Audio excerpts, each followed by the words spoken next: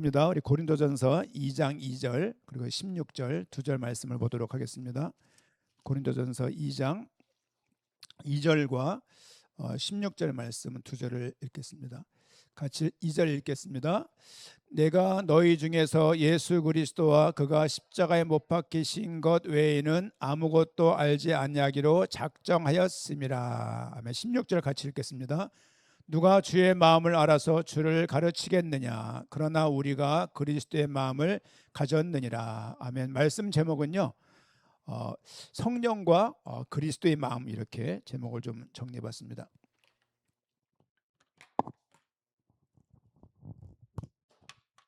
성령과 그리스도의 마음.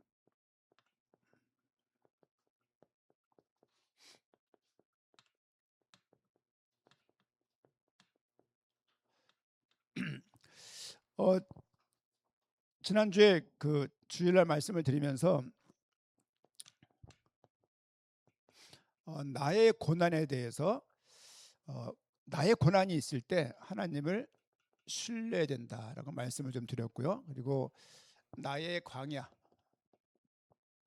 광야를 지날 때 하나님이 함께함을 항상 인식해야 됨을 말씀을 좀 드렸습니다.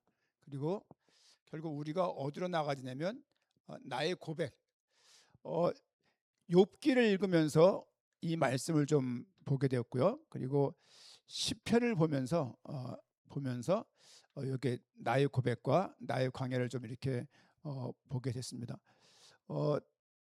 누구나 다 고난이 있어요. 누구나 다 힘든 게 있고 누구나 다 과정이 있습니다. 그렇죠? 이 부분도 특별히 지난번에 우리 말씀을 드렸겠지만 막 대학에 가고 싶어. 대학에 딱 들어가면 얼마나 피곤하겠습니까? 이번 주 월요일 날 이제 그 예린이가 이제 종강을 해가지고 할인도 일찍 끝났고, 그래서 보면서 야, 그렇게 들어가고 싶은 대학이었는데 어떨까, 뭐 그런 생각이 드는 거죠. 이제 여름방을 잘 지내야 되는데 1학년 때 2학년 때 시간이 제일 기니까 이제 막 시간이 막 가기 때문에, 그래서 야, 영어 뭐 어떻게 할 거야? 그러니까 뭐 글쎄요, 뭐 우선 종강하고야 이렇게 말하길래 속으로는 새로 오시는 그 교육자분한테 얘를 좀 특별히 맡겨서 영어에 좀 하드 트레이닝을 좀 해야 되겠다. 본인은 모르고 있어요. 이거 안 듣고 있겠죠. 그래서 그런 생각을 좀 하면서 어쨌든 뭐 그렇죠. 아이가 나면 좋겠어. 아이를 딱 낳고 나면 또 다른 고난이 있지 않습니까? 우리가 고난이라고 말할 때 어떤 그냥 일상의 힘든 거 말고 정말 죽을 것 같은, 그렇죠? 저 아는 절친 목사님 사모님이 몸에 이렇게 병을 얻었어요. 이렇게. 그래서 말레이시아를 함께 가야 되는데 몸을 병을 얻게 돼가지고 서장로님이 알았던 그 병에 알아가지고 여러 가지 또 기도가 필요합니다. 좀 막연하게 말씀을 드렸지만 이게 암 관련된 거라서. 그래서 우리 친구 오세길 목사, 제게 절친이고 저에게도 신학교 때부터 굉장히 친했었어요. 이렇게. 그다가 이제 제가 말씀 운동하면서 헤어졌다가 이제 간간히 연락하다가 이제 만난 친구인데 변함없이 어쨌든 그렇습니다. 이게 살아가다 보면 사람들이 이런 경제적인 고난, 건강의 고난, 삶의 고난이 많은데 우리가 좀 전쟁이 있는 것도 아니고 많은 게 있지만 우리에게 가장 큰 고난은, 우선은 이렇게 말씀을 드렸어요. 국한에서 관계적인 갈등의 고난이 사실은 우리에게 제일 큰 것 같아요. 욥도 그 자체가 고난이었지만 친구들이 와서 자꾸 헛소리하는 게 더 큰 고난, 더 큰 갈등이었어요. 정말 절친이었는데 와가지고 한결같이 자신의 마음을 몰라주는 거예요. 여러분, 갈등이 있을 때, 내가 힘들 때 결코 누구라 하더라도, 내 남친, 여친, 아내, 남편이라 하더라도 결국은 저 밑에 그 근본적인 갈등을 해결 못 시켜줘요. 그렇죠? 해결 못 시켜주고 조금 시켜줄 수 있지 정답은 사실 못 줍니다. 왜냐하면 고난이 왜 생기냐라고 했을 때 많이 볼 수 있지만 이렇게 한번 생각을 해보죠. 고난이 문제가 아니고, 갈등의 문제가 아니고, 삶의 균열이 문제가 아니고, 내가 주님과의 관계에 이런 게 비례해요. 정비례해요.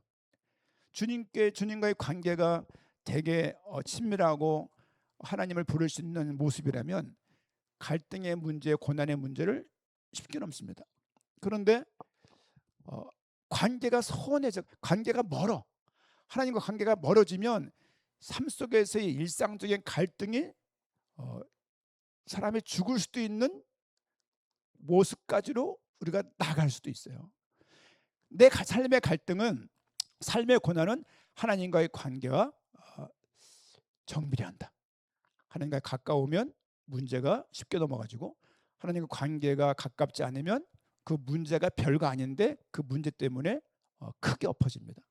그렇죠? 결국 하나님은 인도하실 거예요. 인도하실 것이지만 우리 삶 속에서 좀 볼 수 있어야 돼. 내가 이 갈등이 누구 때문이 문제가 아니라 하나님과의 관계가 어떤지를 한 번쯤은 점검을 해봐야 됩니다.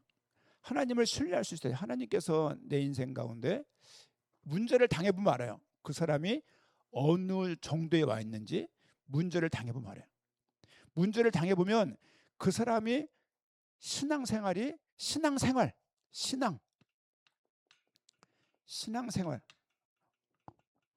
신앙 믿기 때문에 하는 생활, 믿지 않으면 생활이 없는 거예요. 신앙생활이 아니에요.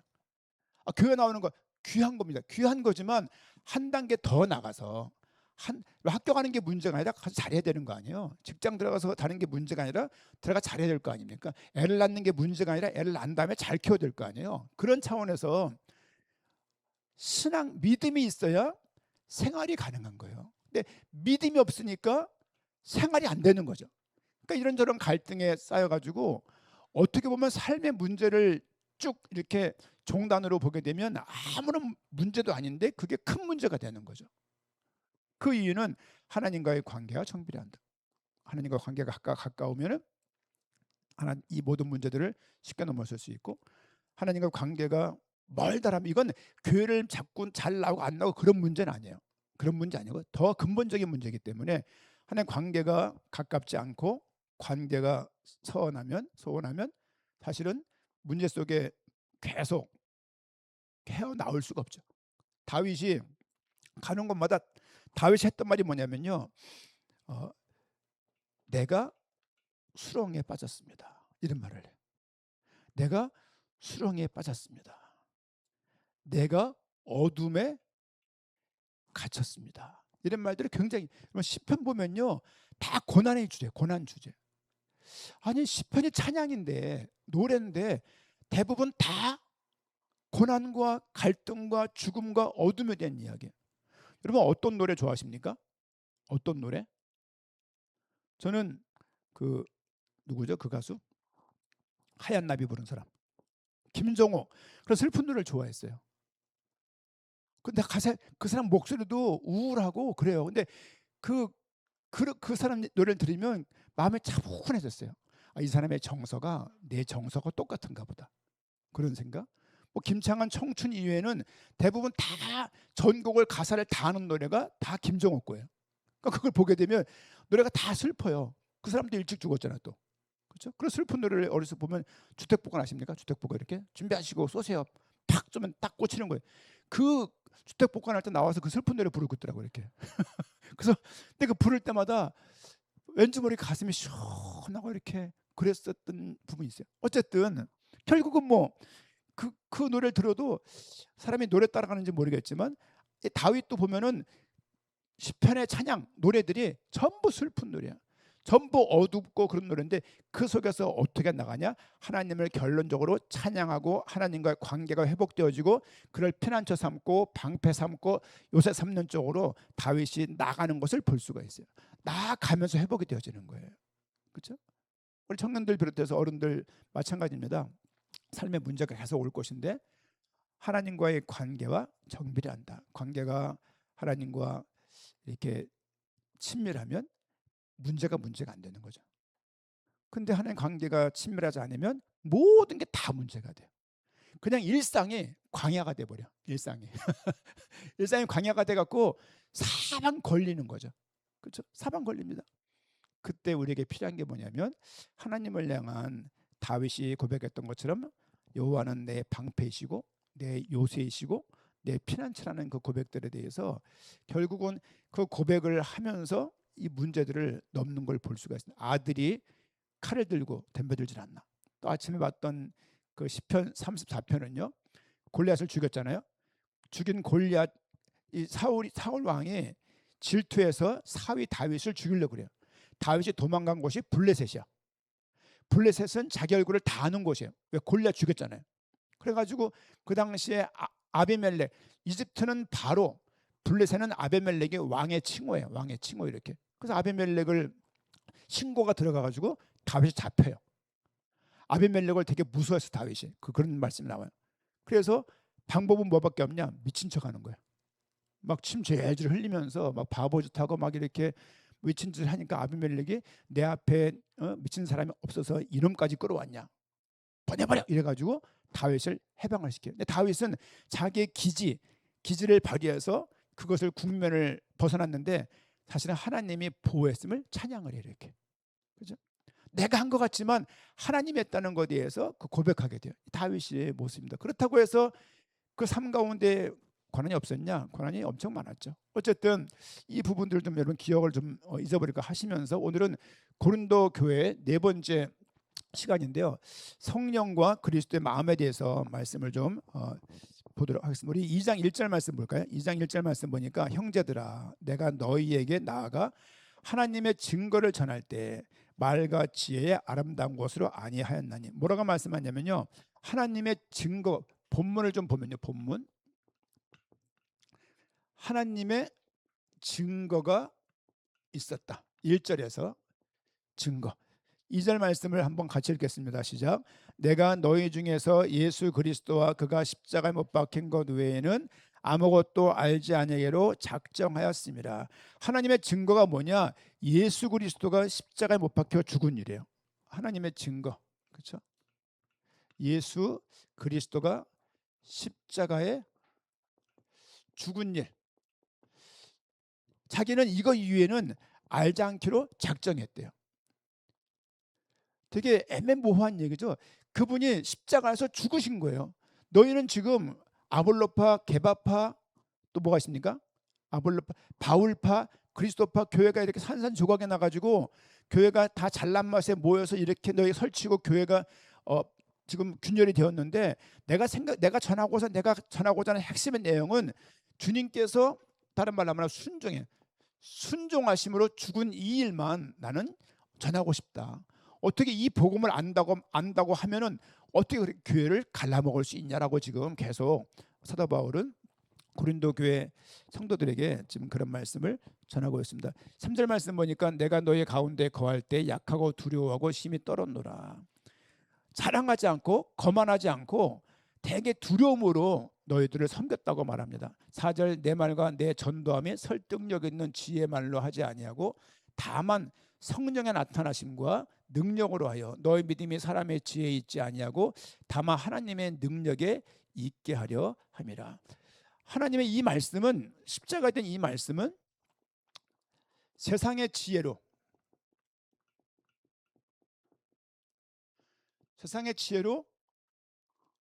알 수 없는 거예요. 여러분 전도를 해보셨나요? 저는 많은 기억이 있는데요. 전도를 해보게 되면 내가 설명하면서도 되게 진심으로 전하고 있지만 이거 믿겠나 싶어요. 눈 뜬 본새가 이제 카이스트 갔을 때 카이스트 충남대 그 근처에 있는데 제가 가면서 그 앞에 있는 무슨 한밭대 이런 데 막 돌고 막 그랬었는데 드는 생각이 얘가 이거 믿을까? 공주대학교 가서도 공주대학교 언덕에 이렇게 있는데요. 겨울에 갔던 것 같아요. 초겨울 이 종강 전에 갔어요. 갔는데 이걸 믿을까 하는 생각이 드는 거예요. 그런데 설명을 하니까 믿겠다는 거야 이거를. 이런 경험을 한두 번을 한 게 아니에요. 옛날에 주설이라고 그러면 아죠. 주설. 이 친구 만나려고 중국에서 연락이 온 거죠. 그 이영미 집사가 와가지고 전사님 그때 전사였으니까 우리 아이가 한 명이 건너갔어요. 그 친구 때문에 이제 한양대학교하고 양주대학교가 이 자매 결혼을 했어요. 왜냐면은 국제협력실에 그 담당 과장이 이영미 집사 친구야. 실무가. 그러니까 이제 학교 자매 결혼도 맺을 수 있는 파워를 가지고 있는 거죠 이렇게. 그래가지고 뭐 레벨은 안 맞지만 양주대학교를 이렇게 해가지고 그 훨씬 한양대가 높죠 이렇게 해서 맺었어요. 거기서 애들이 막 건너기 시작하는 거야. 연락이 오는 거죠. 전사님 누가 건너갔습니다. 이름은 뭐고 한국어가 나왔기 때문에 몇 급이니까 이 아이를 만나주세요. 우린 그거 가지고 이제 도는 거야. 어디로? 기숙사로. 못 들어가 기숙사에. 근데 다 직원들이니까 어떻게 해가지고 이렇게 막 만나기도 하고. 그래서 막 3개월인가 4개월인 걸 찾아다니면서 만났던 게 주설 집사예요. 이렇게. 성격을 잘 아시겠지만 말씀을 전하면 이렇게 눈 이렇게 뜨고 봐요. 이렇게 뜨는 게 나는 공산당에서 교육받은 사람이야 이런 느낌. 나는 한족이야 이런 느낌. 뭔지 모르게 일반 만났던 그 중국 애들하고 좀 다른 느낌이 이렇게 했어요. 이렇게. 근데 말씀을 전하면서도 야, 이 믿겠냐 싶었어요. 근데 그 친구가 예수를 그리스도라고 믿겠다는 거죠. 이제 그 친구 중심으로 뭐 지금 딱 한 명 남았지 않았습니까? 뭐 시리도 있네. 저쪽에 어디 내려가 있고 뭐 신정인 근래 연락 왔다 하는데 어딘지 모르겠고 그의 고옥정 또 홍사 그리고 최우영 뭐 다 잊어버렸는데 뭐 송핑핑 등등등 해가지고 많이 만났었어요. 근데 딱 지금도 큰 아들처럼 연결돼 있는 친구가 주설 선교사예요. 안수집사죠. 저에게 안수집사라고 전 주변에 놨는데 지금 교회생활 하냐? 교회생활 못해요. 왜냐면 공무원이야. 국가 공무원이야. 대학교 교수면서 직원이야. 이렇게. 그 교수와 직원들은 종교를 못 가져요. 그런 거에 아슬아슬함이 이렇게 있는 거예요. 이렇게. 그리고 유튜브가 안 돼요. 페이스북이 안 돼요. 인스타그램이 안 돼요. 그냥 위챗 하나밖에 안 되는 거예요. 이제. 저 위챗도 안 하니까 또 이렇게. 그래가지고 어떻게 인도받고 있는지 모르겠는데 하여간 뭐 어떻게 해가지고 말씀을 좀 듣는다고 말하는데 얼마나 힘들까 하는 생각이 많이 들어요. 이제. 그래서 우한 밑에 한번 청년들하고 한번 갈 생각인데 어쨌든 세상의 지혜를 막 설명한다고 더 쉽게 알아먹는 게 아니라 사실은 하나님이 현장에 누가 있죠? 너무 익숙한 말이죠. 예비된 자가 있다. 전 세계를 함께 협력사가면서 나가봤어요. 쿠바를 가보고 볼리비아 가보고 베네수엘라를 가보고 콜롬비아를 가보고 또 어디입니까 뭐 등등 많이 가봤어요. 이디오피아를 가봐서 통역을 하니까 얼마나 김 빠진 통역이야. 아니 교회가 여기 있으면요 예배당 옆에 돼지우리예요. 창문에 유리가 없어. 그냥 철근을 박아놔가지고 사람만 못 들어오는 공간이야. 목엔 싹 들어와요. 벽 쪽에 모기가 새카매 그냥 막 강의할 때마다 막 그 이 볼에 모기가 한 10대마다 붙나 봐 이렇게. 중간 통역자가 볼을 때려가지고 어떤 목사님은 막 모기가 터져가지고 피가 막 범벅이 되고 막 이게 막 피복음 막 그러면서 우리가 피복음 막 가보니까 옆에 돼지우리야. 막 그냥 질퍽질퍽하고요. 조명도 어둑어둑해요. 냄새는 또 얼마나 많아요. 거기서 아멘 하면 그런 때는 이게 이해가 안 가는 거야. 어떻게 여기서 아멘이 되냐 막 여기서 어떻게 교회를 순회를 했어요. 카리브해를 옥빛 전체가 옥빛 바닷가예요. 얼마나 뜨거운지 교회마다 가까워 방문하면서 복음 전하는 거야. 통역해가지고 그 복음을 받더라 이거죠. 야 이렇구나.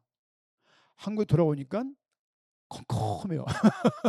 한국의 선교지구나를 다시 한번 느끼고 우리가 지금 멀티쇼 준비했습니다만은 이번 주에 한 30분 돌 거예요. 이렇게 돌면서 전달하는 거예요. 뭐 안녕하세요 영광의 복음교회입니다. 뭐 그렇게 하는 거죠. 뭐 안녕하세요 예수 믿으세요 이 정도밖에 안 되는 거겠지만 하나님 작은 거지만 제가 이 물티슈를 준비하기까지 20개월 걸렸어요. 왜 이게 납득이 안 돼갖고 이게 무슨 전도야 그런 거잖아. 뭐 주는 거 이게 무슨 전도야. 도를 전이야 전도지 이 생각이 있어서 하지만 친구 목사들이 계속 설득을 하고 매개체로 쓰는 거야. 왜 이렇게 빡빡해? 왜 이렇게 답답해? 왜 이렇게 복잡하게 생각해? 뭐 그런 말을 많이 해서 이제 설득이 돼서 이제 하겠다고 이제 했습니다만 생각 딱 들고서 이틀만 해버렸어요. 3일 만에 날라왔어요. 그 물티슈가. 그래서 이번 주 어쨌든 현장에 가서 세상의 지혜가 아니라 성령 하나님께서 도우셔야지만 이 복음이 전달되는 거예요. 그렇죠? 교회 나와서 아무리 10년 있고 20년 있어도요. 딱 문제 당해보면 알아요. 어느 정도 믿는지. 그러니까 믿음이 작다고 구원받지 않는 건 아닙니다. 하지만 그 작은 믿음 때문에 살아가면서 계속 곤고한 삶을 산다고요. 곤고한 어떤 의미인지 아십니까? 곤고하다. 이 행주를 짤 때 어떻게 짜요? 하나는 오른쪽, 하나는 왼쪽이잖아요. 이렇게. 이게 곤고한 거 이게. 근데 같은 방 돌리면 짜집니까 이게? 안 짜지잖아요. 역으로 도는 게 곤고해지는 거예요. 이게요.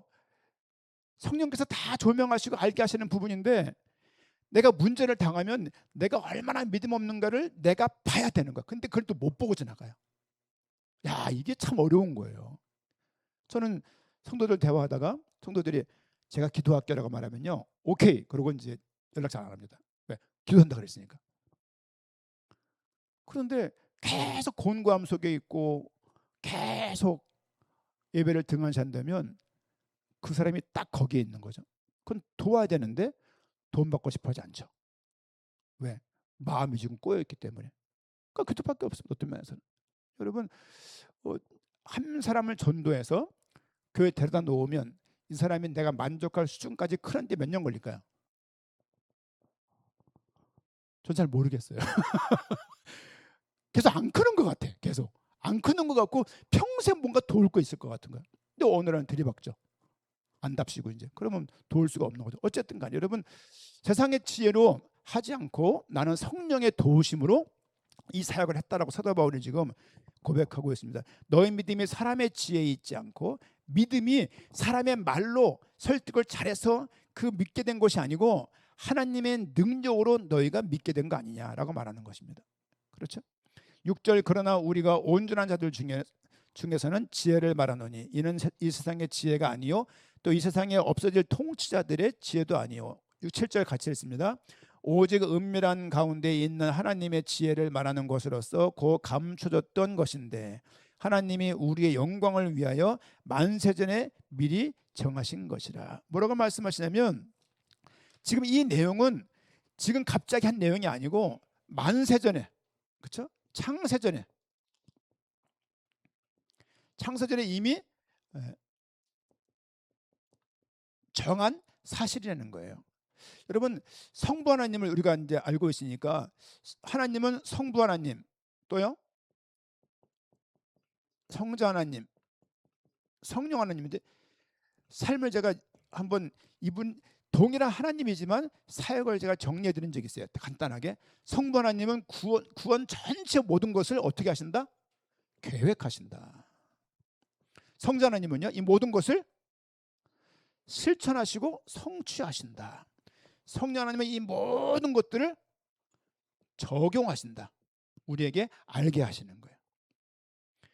삼위 하나님의 동등하시지만 이걸 인격이라고 말하기는 삼위.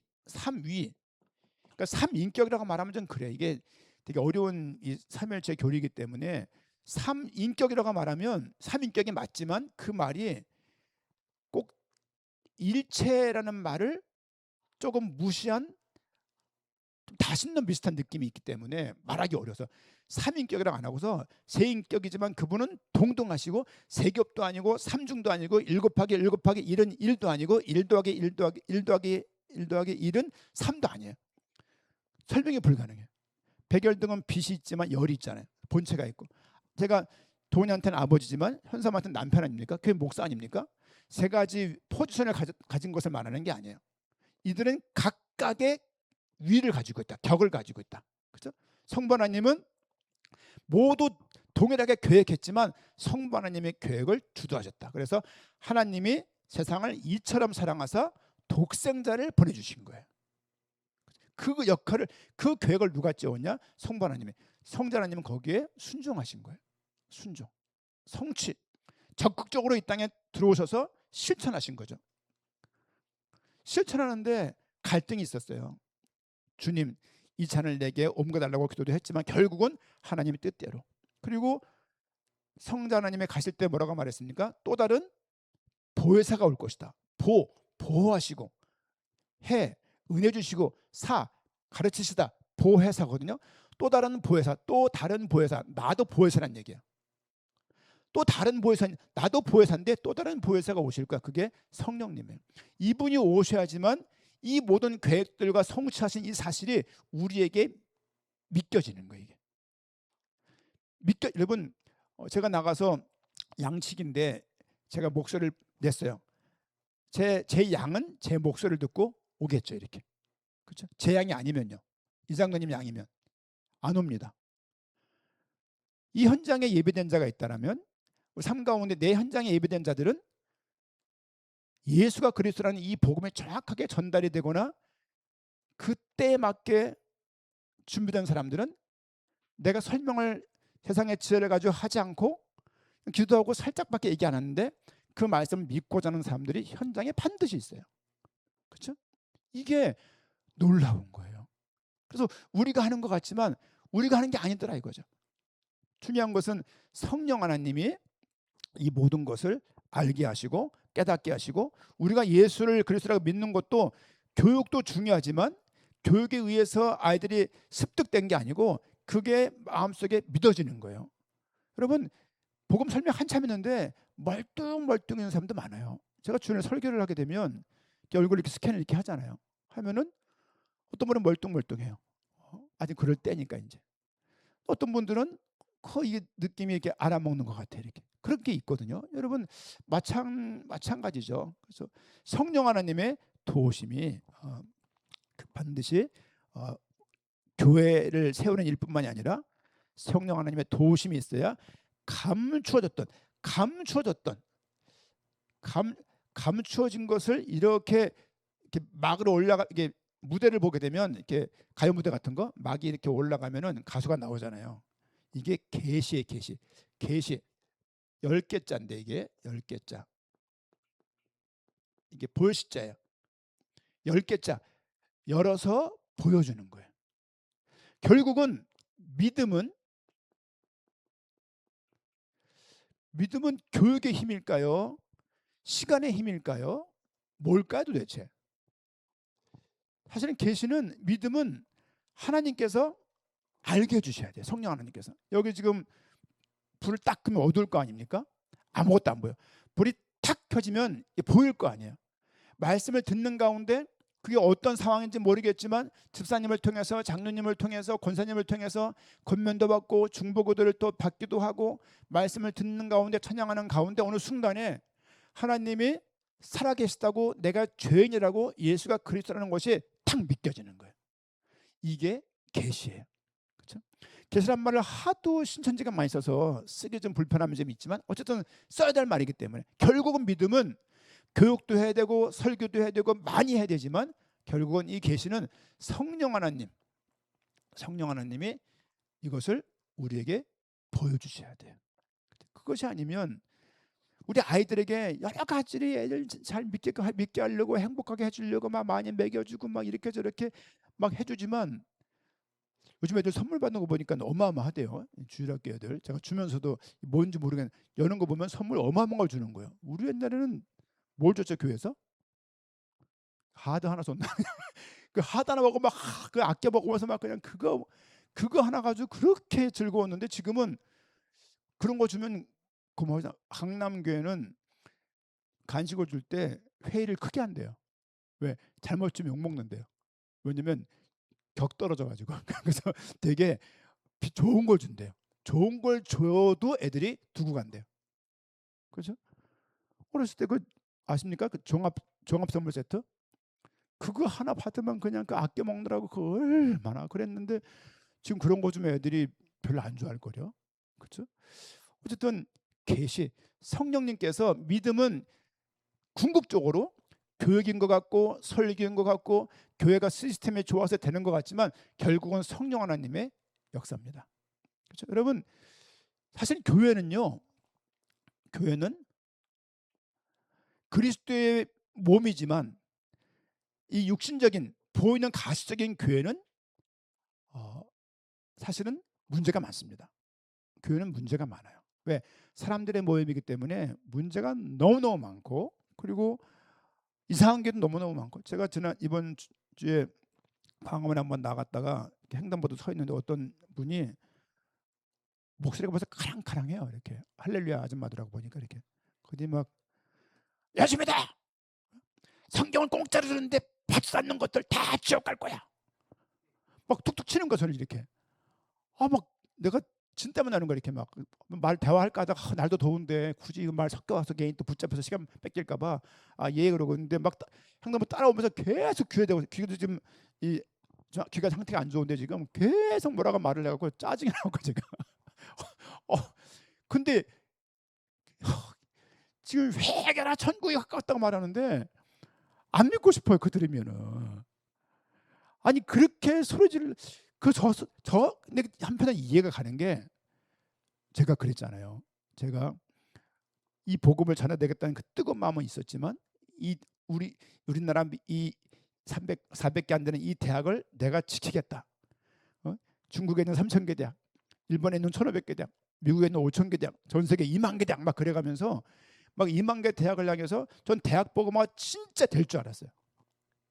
진짜 수년 내에 되고 세계 복음화가 된다고 믿었기 때문에 그렇게 뛴 거거든 사실상은요. 근데 하나님은 하나님의 때에 하나님이 하시는 거예요. 내가 전도를 열심히 한다고 그때가 당겨지냐?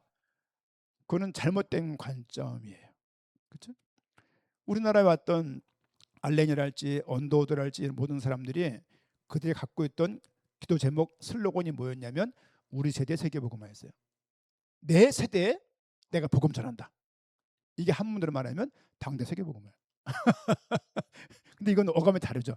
뭔가 느낌이 쎄하지 않습니까? 내 당대, 네 당대, 주왕이 네 당대, 그렇죠? 그 빛이 네 당대를 의미하는 거예요. 한 사람의 당대를 말하는 게 아니고 의미는 좋았어요. 근데 우리 세대 세계복음화 하면서 이 작은 조선 땅에 배를 타고 태평양을 건너서 선교사가 온 거예요. 오자마자 이런 그 토속 이 병 때문에 죽기도 하고 양화진에 지금 다 묻혀 있지 않습니까? 그들의 그 발자취 때문에 그들의 그 중심 때문에 교회가 선 거예요. 근데 그 교회가 섰는데 그 교회가 온전해지고 규모를 갖추기 시작하면서 교회에 온갖 문제가 다 생기는 거예요. 너무 교회마다 문제가 많아가지고 이거 어떻게 진짜 이거 어떻게 할 수가 없는, 그렇죠? 이거 하나님이 또 다른 계획이 있다고 믿습니다만은 좀 그런 부분이 어쨌든 있습니다. 계시 믿음은 사실은 교육도 필요하고 많은 걸 해야 되겠지만 계시다. 그리고 교회가 아무리 중요해도 한계를 가지고 있다. 그렇죠? 무용교회는 본질 교회니까 아멘이지만 지금 눈에 보이는 이 현재 교회, 이 가시적인 교회, 이 지상 교회는 부족함이 너무너무 많다. 그렇죠? 여러분 교회 가야 복 받는 거 아닙니다. 그렇죠? 교회가 뭘 해야 되냐면 계속 예수가 그리스도임을 전달할 수 있는 곳이 교회밖에 없는 거예요. 그래서 교회가 귀한 곳이지. 왜냐하면 삼성이 이 역할을 하면 교회가 할 필요 없습니다. 이 역할을 LG가 하면 엔비디아가 하면 우리 교회가 할 필요 없어요. 근데 교회만이 이 복음을 설명한단 말이에요. 교회만이 이 복음을 전쟁이 나도 도부인들이 쫄쫄쫄 굶어가면서도 선교하는 그 이유는 이 복음을 전달해야 되는 것이 복음 전파가 교회에 가지고 있는 소명이기 때문에 그렇습니다. 말씀드렸죠? 복음 전파는 예수가 그리스도이시고 나심과 죽으심과 부활과 승천과 재림을 말해야 되고, 두 번째는 하나님의 나라가 이 땅에 있음을 인식하며 살아가야 될 것이며, 삶 속에서 그리스도의 짐을 지고 서로 짐을 질 수 있는 순종하는 모습으로 삶으로 살아내야 돼요. 이게 다 복음 전파예요. 근데 우리는 1번만 했던 것 같아요. 예수는 그리스도, 예수는 그리스도. 이거 하루에 100번씩 시작하면 부부관계가 좋아지고 사업이 잘 되고 애들이 도라이 됐던 애들이 IQ가 좋아지고 시험도 잘 보고 그런 헛소문들이 막 돌 때가 있었어요. 이제 저희도 그 말을 오죽하면 제가 그리스도 이렇게 했겠습니까? 그리스도 하나님을 위하여. 우리 애들한테 0.1% 대학생들이니까, 그렇죠? 우리는 1%다. 우리가 엘리트 서밋 말을 하면서 1% 그리고 땅끝 향해서 그런 의미였거든요. 하나님께 영광 1% 땅끝까지 이런 의미였어요. 이게 이런 의미. 가는 곳곳마다 다 이러고 있지 않습니까 지금? 그렇죠? 참 누군가 다 이거 하면 다 저랑 아는 사람들이나 아니면 그 IS 있죠, 그 IS 그 테러 조직 그들도 이렇게 하더라고 보니까. 여러분 교회가 중요한 이유는 예수 그리스도 전달하는 이 얘기가요. 예수 그리스도 이 말을 의미하는 게 아니에요. 아브라함 얘기를 쭉 말을 하지만 이 분도 결론은 그리스도 연결되는 거죠. 그런 의미를 말하는 것이지 그냥 반복적으로 암송하듯이 주문하듯이 예수 그리스도를 계속 선포하는 그런 의미는 결코 아닐 것입니다. 지금 계속 사도 바울이 했던 말은 뭐냐면 자기는 십자가만 전한다. 그럼 십자가만 전한다는 말이 무슨 말일까요? 좀 내용을 좀 보게 되면 십자가라는 얘기는 쉽게 말하면 예수님께서 그리스도임을 증언한다 그 얘기예요. 여러분 예수님께 할 게 얼마나 많아요. 예를 들면 뭐 산상수훈도 있고 오병이어도 있었고 많은 기적 같은 일이 많았잖아요. 근데 많았음에도 불구하고 사도 바울은 왜 자꾸 십자가를 의미할까? 십자가를 통해서 구원받는다는 이 의미는 성령 하나님이 아니면 깨달을 수가 없는 거야. 성령 하나님이 아니면 세상에서 좋아하는 방식이 아니에요. 헬라인들은 지혜를 원하고 철학을 원하고 유대인들은 한평생 하나님의 역사를 봤기 때문에 표적을 원하는 거예요. 하지만 예수 그리스도는 그들이 원했던 방법이 아니에요. 세상에 선호하는 방법이 아니라고요. 뭐든지 성공하고 잘 되려고 그러지 망하는 것이 하나님 방법이라는 말을 누가 할 수 있겠습니까? 하나님은 약한 것을 들어서 강한 자들을 부끄럽게 하셨다. 세상에 가장 미련하고 말하는 그 방법, 전도에 미련한 것으로. 이건 미련한 일이에요. 그렇죠? 예수 믿으세요. 이게 믿겠냐고. 예? 보험을 설명할 때 한참을 설명해도 당신에게 도움되는 거라 설명을 아무리 해도 들을까 말까인데 저도 어떻게 하다가 그 자동차 보험 좀 바꾸려고 했는데 어떻게 그걸 내가 뭘 받는지 전화가 온 거야 이렇게. 지금 보름째 안 받고 있는데 그럴 마음도 없고 그래서 전화 계속 오는 거야. 2만 원, 2만 원. 그걸 하려고 그렇게 전화하는 거야. 야, 제가 전에 속초를 갔었는데 한번 운 적이 있었어요. 이렇게 전도하러 갔다가 영동 지역, 강원도 지역, 강원도 라인에 있는 대학을 다 도는 거예요. 갔다가 도인대 갔었는데 도인대 가고 막 그랬었어요. 이렇게 막 춘천대학교부터 시작해서 강원대학부터 다 이렇게 돌았던데 그 영금정이라는 곳이 연금정 거기가 이제 동명항인가요 거기가. 그런데 어느 할머니가 감자떡을 팔아요. 감자떡 이렇게 꾸부정해가지고 제가 군대 속초에 있었잖아요. 그때도 그런 분이 많았었거든요. 근데 몇십 년 지난 거죠. 그때가 29이었으니까. 근데 제가 50대 중반에 가게 됐는데 그 할머니인지 모르겠는데 옛날에 봤던 그 할머니 중에 한 명이겠지. 감자떡 장사한 지가 35년 됐대요. 같은 장소에서 이렇게 행상하면서 이렇게 그 쇠수대 같은 데 담아가지고 덮어가지고 다니면서 이렇게 파는 거예요. 이렇게. 이걸 35년을 했대요. 어떤 생각 들었냐면 야 내가 복음을 전하는 것을 지속해야 되겠다. 이렇게 다가온 거예요. 이렇게. 그리고 라스트 사무라이 말씀 안 들었나요? 우리 마을 우리가 지킨다 하고 칼을 주인공이 뽑거든요. 그때 톰 크루즈부터 시작해서 어린 나이 여자까지 칼을 다 뽑아요. 사무라이 마을에서. 그때 제가 또 펑 터졌잖아요. 우리 대학, 내 대학, 이 민족대학 내가 살린다. 이게 뚝딱 들어온 거야.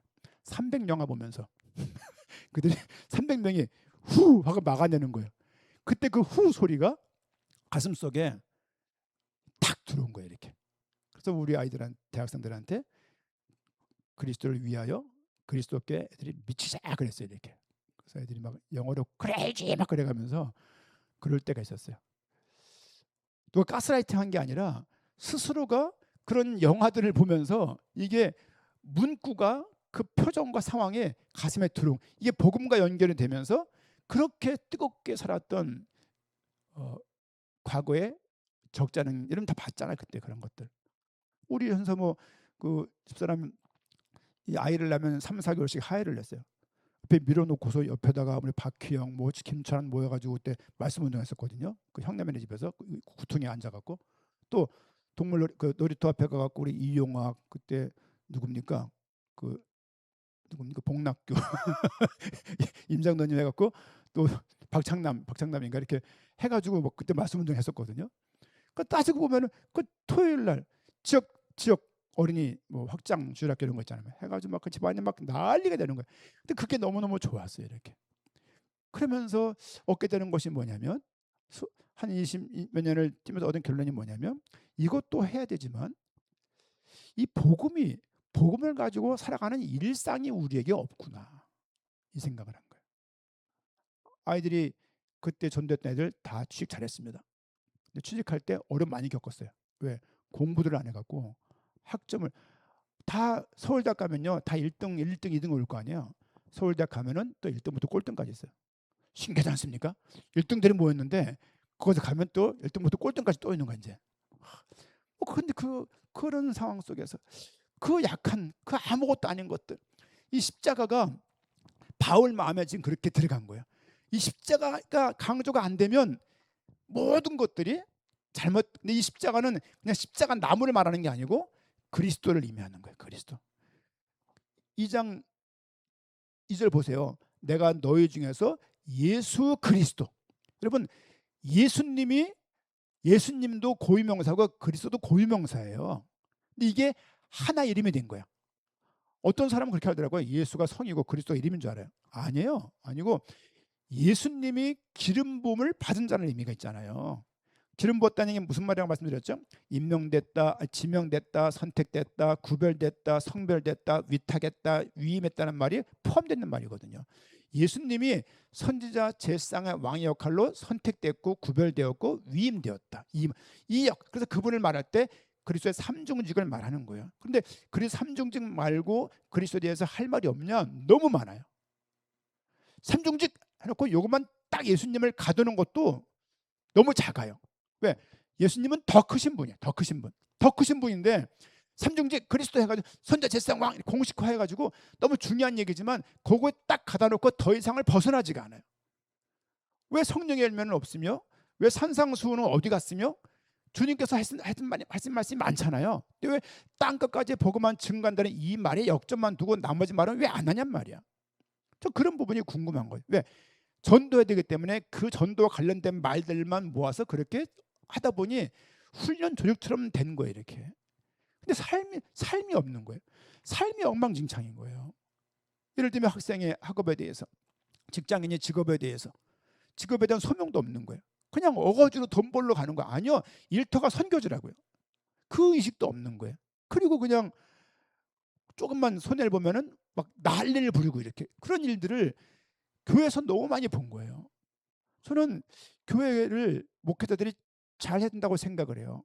이게 복음도 선포하는 일도 당연히 감당해야 되겠지만 이 교회가 얼마나 귀한지도 전달이 돼야 될 것이고 그리스도의 몸인 것이 전달이 돼야 될 것이고 그리고 예수를 그리스도 믿는 사람들은 그리스도를 따라가며 그리스도를 닮아가야 되는 거예요. 근데 닮아감이 없더라 이거예요. 그래서 그들이 말하는 게 되게 진상처럼 보이는 거예요. 진상처럼 보이고 너무 공격적이고 너무 어떤 뭐랄까 이렇게 협력이 안 되고 너무 서로 관계가 안 되는 부분을 너무나 많이 봤습니다. 그래서 제가 의도적으로 하건 제 마음에 쓰여진 그 말씀을 그렇게 하다 보니 좀 이렇게 소리 높일 때가 많이 있지만 그런 중심입니다. 어쨌든 십자가를 전달한다는 이 얘기는 그리스도를 그렇죠? 십자가를 전한다는 것은 그리스도를 전한다는 의미로 여러분이 아시면 좋겠습니다. 그렇죠? 우리 두 번째는 내용을 좀 보면요. 우리 그냥 10절 말씀 보니까 오직 하나님의 성령으로 이것을 우리에게 보이셨으니 성령은 모든 것 곧 하나님의 깊은 것까지도 통달하시느니라. 성령 하나님이 아니면 하나님의 일들을 전달할 수 없죠. 모든 사역자들은 사실은 저도 그래요. 항상 말씀을 준비하면서 기도를 하는 게 뭐냐면 항상 준비한 만큼 못 하잖아요. 하나님은 좀 내용을 간단하게 짧게 지어달라고 간구하지만 자꾸 이제 하다 보니 욕심이 많아져서 지금 오버할 때가 많이 있습니다만은 성령께서 이 보이셨다는 이 13절 12절 말씀 우리가 세상의 영을 받지 아니하고 오직 하나님으로부터 온 영을 받았으니 이는 우리로 하여금 하나님께서 우리에게 은혜로 주신 것들을 알게 하려 하심이라. 성령께서 성령을 통해서 우리에게 보여준 성령께서 성령을 통해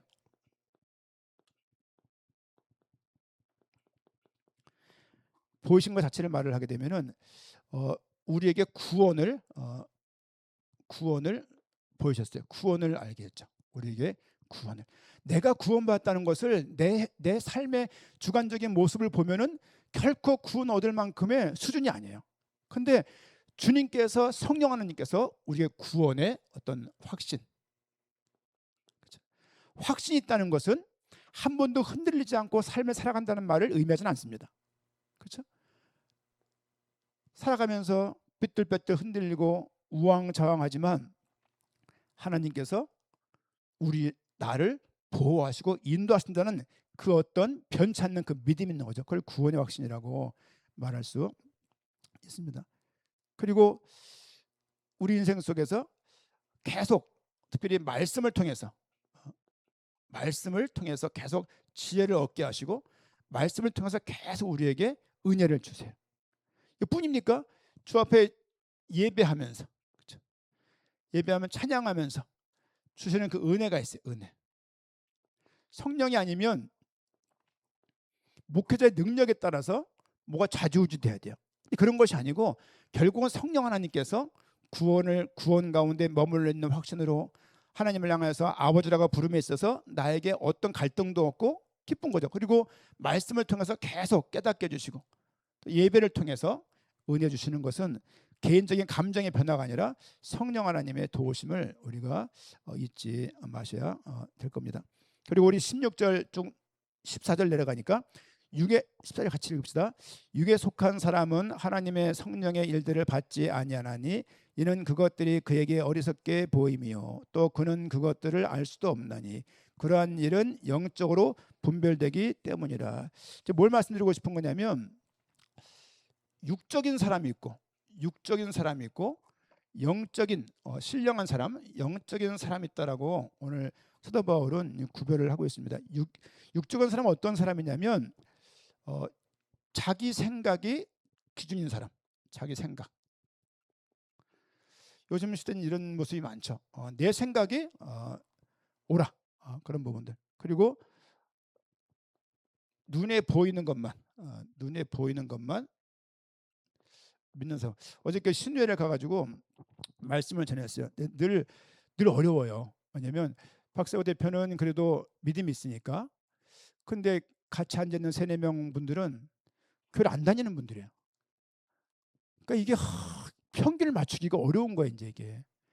그러니까 박세호 집사한테 뭐가 도움되는 말씀을, 은혜 말씀을, 복음 경제, 선교 경제를 두고서 전달을 해야 되는데 여기 있는 분들은 교회도 안 나가니 이 쉽지 않은 거예요, 이게. 그러면서 이제 어제 이런 말을 했어요. 육적인 것과 영적인 것. 말을 하면서도 어떤 느낌이냐면 야, 이거 말 알아먹을래나. 항상 거기 갔다 오면 제가 시험이 들어요. 왜냐하면 그분들이 밥도 안 먹고 지금 기다리고 있잖아요. 퇴근을 빨리 해야 되는데 딱 30분, 45분 조지는데 뭐 저거 하다 보면 30분밖에 안 돼요. 근데 정말 웃음 없어요. 그리고 다 무표정이에요. 그리고 대표가 앉아 있으니까 다들 졸진 않아요. 근데 분위기가 이게 그래서 우리 장로님들 한번 제가 못 갈 때 한번 대신 좀 부탁드릴까 제가 식주도 하다가 그러는데 이게 들리나?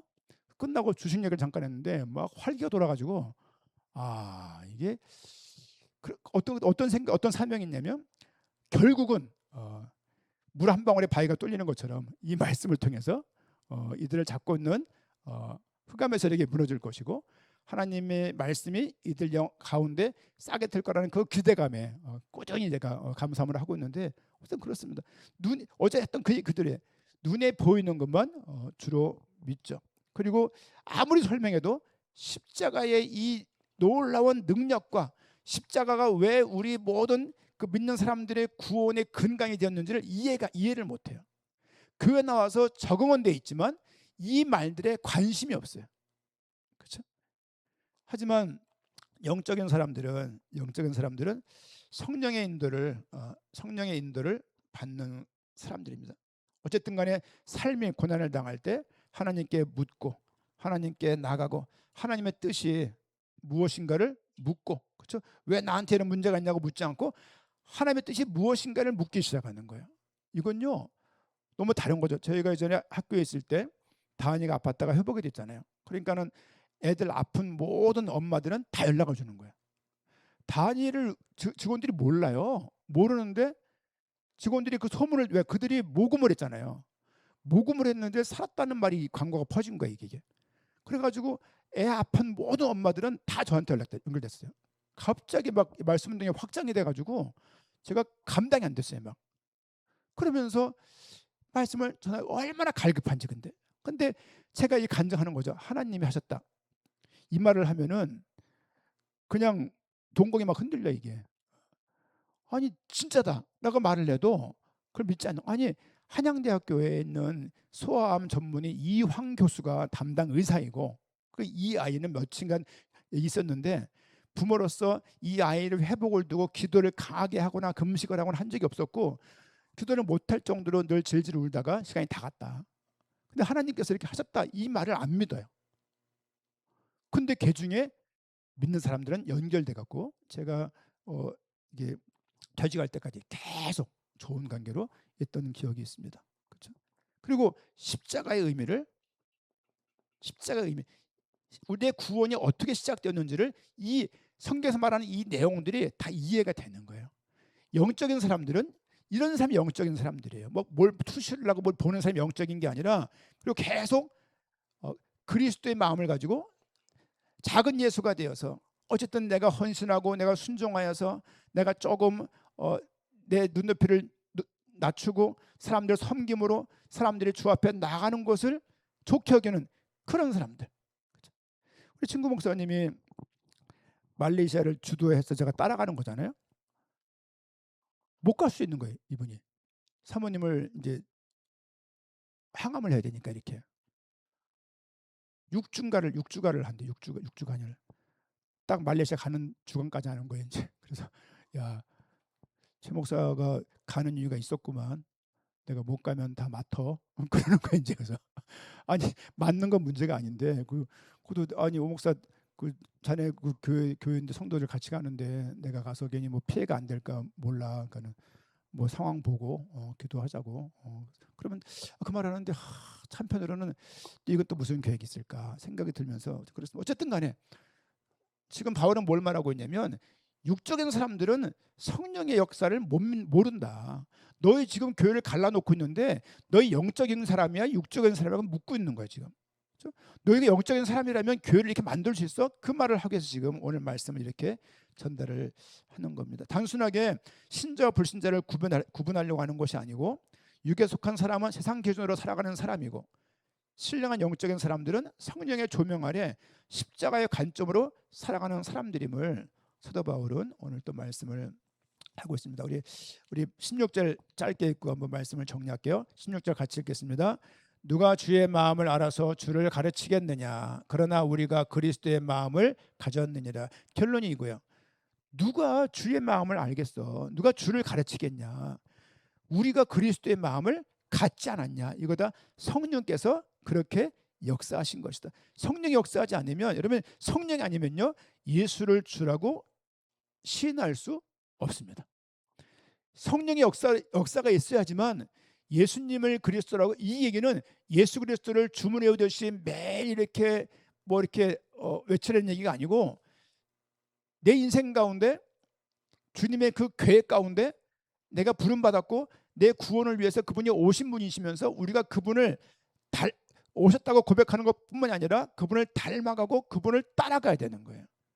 그분의 삶을 보면서 그리스도의 삶을 보면서 우리가 신앙생활을 감당해야 되는 거예요. 그럼 신앙생활은 일상 가운데 있는 거예요. 이거는 한 번의 전도와 선교로 끝나는 것이 아니고 신앙생활은 믿음에서 믿음에 이르는 거예요.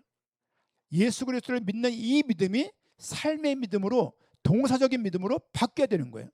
동사적인 믿음이 없으면 구원받지 못하냐? 구원받습니다. 구원받지만 삶 속에서 누림이 없는 거예요. 왜? 계속 고난과 광야 속에서 계속 징징댈 수밖에 없기 때문입니다. 내 생각보다는 주님의 뜻을 먼저 묻는 것이 그리스도의 마음을 가진 자입니다. 또 문제보다 하나님의 일하심을 바라보는 하나님의 무엇을 지금 나한테 요구하시지? 이게 묻는 게 그리스도의 마음입니다. 나의 유익보다 공동체를 세우는 삶, 그렇죠? 비판보다는 격려를 할 수 있는 또 공동체 유익을 먼저 생각할 수 있는 모습을 살아가는 것이 그리스도의 마음입니다. 그렇죠?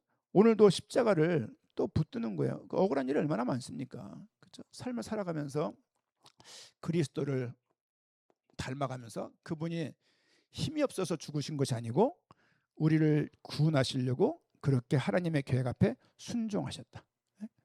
그렇게 순종하시고 그렇게 사셨다. 그분을 닮아가는 그런 삶이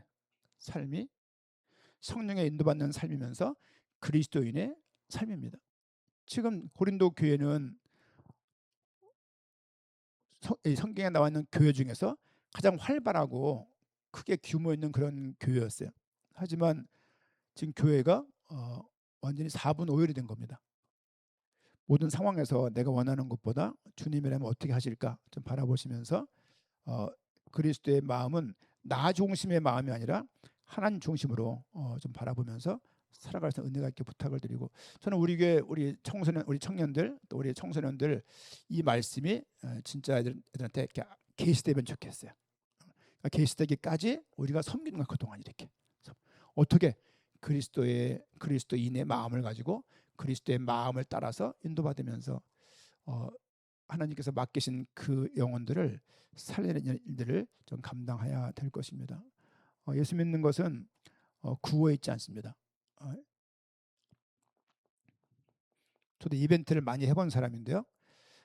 일상 속에서 그리스도의 믿음이 우리에게 날마다 이렇게 사용되어야 돼요. 믿음은 소유에 있는 게 아니에요. 믿음은 사용해야 돼요. 성경을 소유하고 있는 거에 증가가 있는 게 아닙니다. 이걸 읽어야 되는 거거든요. 믿음이 사용되어져서 주님 영광 돌리는 성령과 그리스도를 전했던 사도 바울의 심정처럼 고린도 교회가 회복을 또 교도했던 것처럼 우리 교회도 또 많은 부분이 더 새로워지고 더 복음 가운데 좀 나아갈 수 있는 교회가 되기를 축원드립니다. 우리